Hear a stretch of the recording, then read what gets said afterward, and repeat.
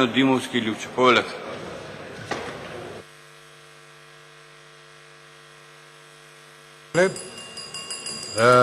Најпрво сакам да напоменам дека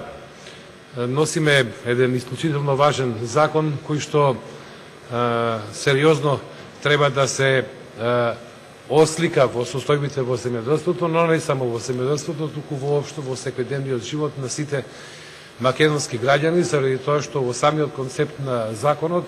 се предлага формирање на ново предпријатие за водостопанство, акционерско друштво за водостопанство на Република Македонија,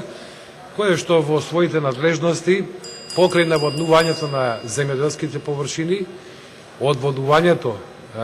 на вода од земјоделските површини, но не само од нив, туку и на објектите кои што се наоѓаат на овие површини, како и овластувањето за изведување, односно за одведување на индустријски води и истовремено давање на надлежноста за чистење на речните корита, што со оглед на сите овие ситуации кои што изминативе месеци ги имаме како состојба во Република Македонија, 3 водени таласи и поплавување на земјоделски површини, на упропастување на патна инфраструктура, добра во државна, односно во приватна собственост, и последиците кои што граѓаните на Република Македонија воопшто ги чувствуваат од сите овие временски непогоди, ја потенцира важноста на новоформираното во иднина, значи во следниот период, новоформираното акционерско друштво. Да напоменам дека Република Македонија има како поставеност добро развиена каналска мрежа за наводнување на земјоделските површини од прилика 1000 километри должни,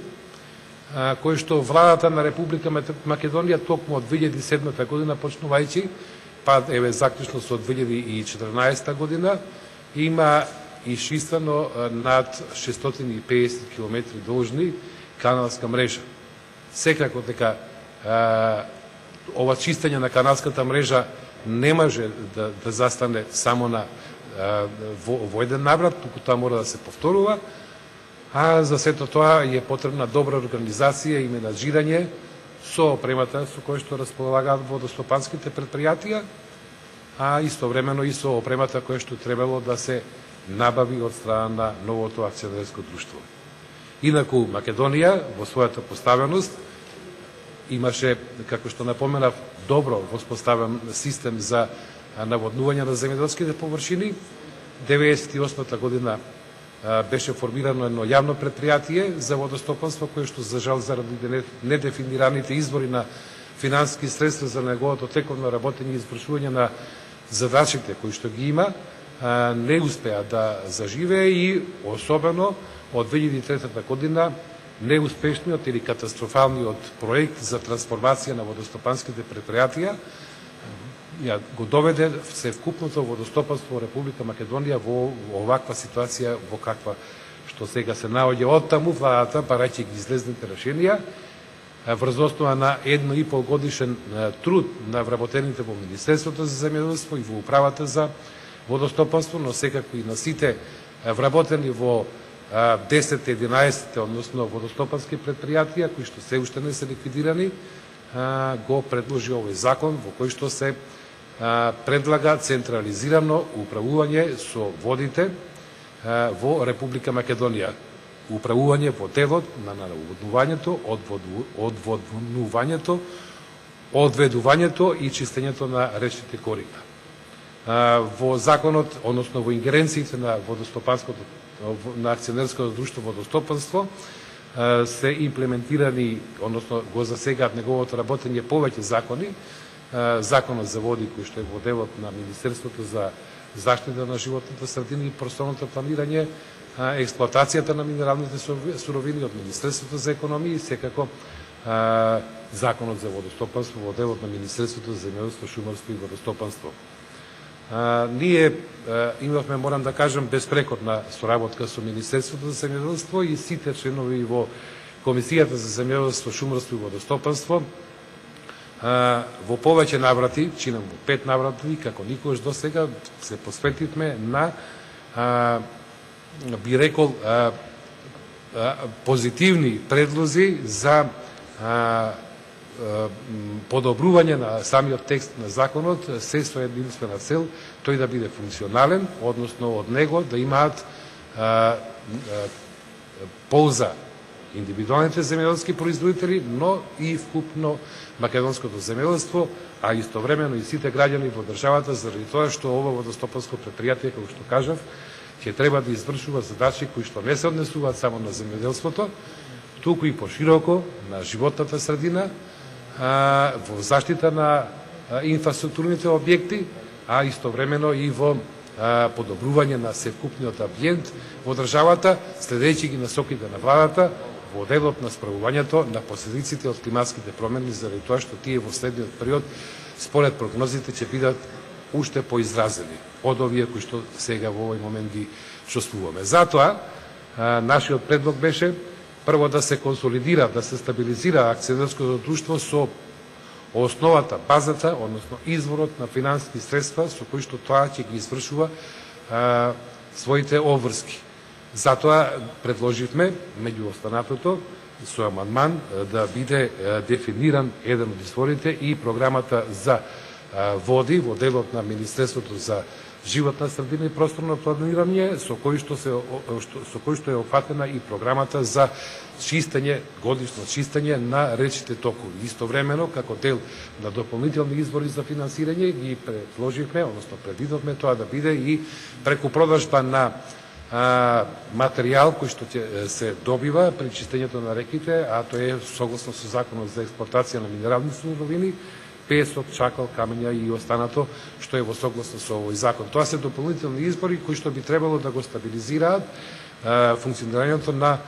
ова акционерско друштво, за да може без никаков проблем да може да ги набавува потребните машини, да бидат тие оперативни во системот, да може да се интервенира за многу краток период, со што механизацијата би била присутна таму каде што е најмногу потребна.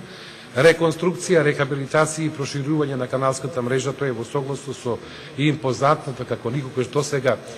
програма за кој што владата на Република Македонија има предвидено за следните 10 години, во кои што се предвидени над 220 милиони евра, кое што токму ова акционерско друштво водостопанство треба да реализира. Сметаме дека на овој начин, кога ќе биде сето тоа централизирано, на многу поедноставен и поефикасен начин ќе може да се реализираат сите јавни набавки и да се реализира не само проширувањето, рехабилитацијата, реконструкцијата на каналската мрежа, туку и реализацијата на сите капитални објекти кои што владата на Република Македонија, односно Министерството за земјоделство ги има започнато околу изградбата на браната на Оризарска река, браната Речани, изградбата на браната на Коњско во Гевгелија, исклучително важен проект, и завршување на втората и третата фаза на капиталните објекти, хидросистемот Злетовица, обезбедување со преку втората фаза на 4.500 хектари плодна земјоделска површина, за наводнување и обезбедување на можности за поставување на неколку